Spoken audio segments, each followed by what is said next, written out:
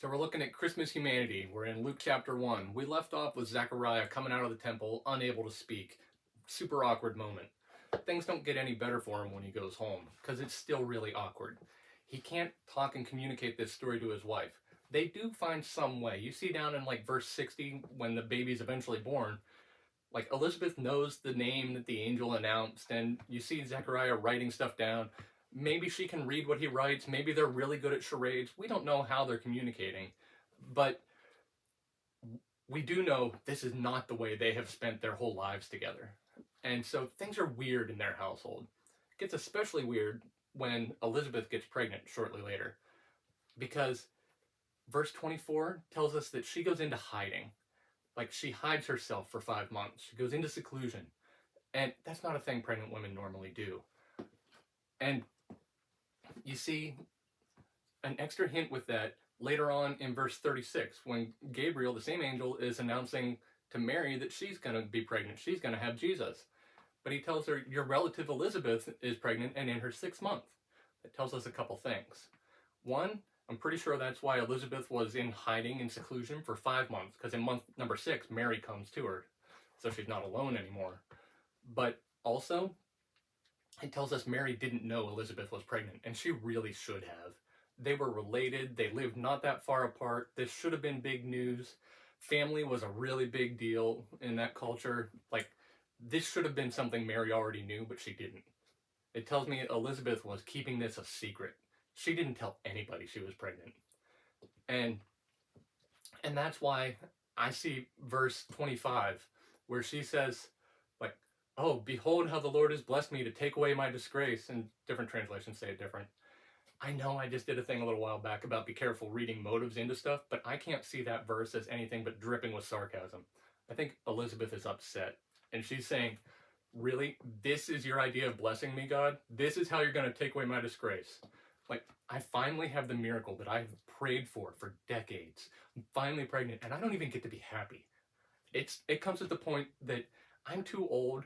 I'm a freak for being pregnant. If I go out in public, people are going to accuse me of witchcraft or being demon possessed, or like, who knows what's going to happen to me if anybody knows about this. So I have to hide, hiding out, locked away at home, when the only person she has with her is a man who can't talk. She can't even have a conversation. And by the way, since they don't have kids, they don't have a family, it's the two of them alone.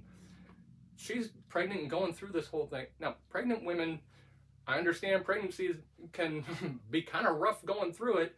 Also, how old is she? She's 70s, 80s, and pregnant. She's got to be tired and sore and who knows what. But she still has to take care of the house and prepare meals and things. This is not a fun time for Elizabeth.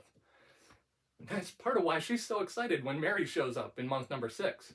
Like, yes, there's the whole spiritual aspect of, oh, the mother of my Lord and the child within me leap for joy. But it's also just, thank God, another person, a woman no less, someone I can talk to, and they have a shared experience. I fully believe, based on, it's towards the end, it's in like somewhere in the 50s, the verses, that you see Mary stays there for 3 months and then leaves right before John is born. And this tells me that she's there to hide with Elizabeth. Like, because she leaves before the birth that's going to draw a crowd. She doesn't want to be in that crowd. She doesn't want people to see her, because at that point she'd be like into 2nd trimester and starting to show. But like, they spend this 3 months together, and Elizabeth is the only person on the planet who can even remotely understand what Mary's dealing with. They both have a miraculous pregnancy, but one that is scandalous if the public knew about it. They have to keep it hidden, just because they would be accused of terrible things if the public knew that either one of them was pregnant. And so they're hiding, but they get to hide together. And I love that Elizabeth is able to kind of encourage Mary, but it's not with a, oh, back when I was your age, God brought me through this kind of a thing. It's not all tidied up in a little bow. She's still in the midst of it. It's still uncomfortable and unpleasant, but she's a couple steps farther down the road than Mary is, and she can encourage Mary. Like, This is exactly what 2 Corinthians 1:4 is talking about. It says how God comforts us in our struggles so that we can then comfort other people with that same comfort that we received. And that's what's happening here. It's the beautiful thing of what the Christian life is supposed to be, of the body, different parts, different people caring for each other. And it's a beautiful story, and I don't know why we don't preach it.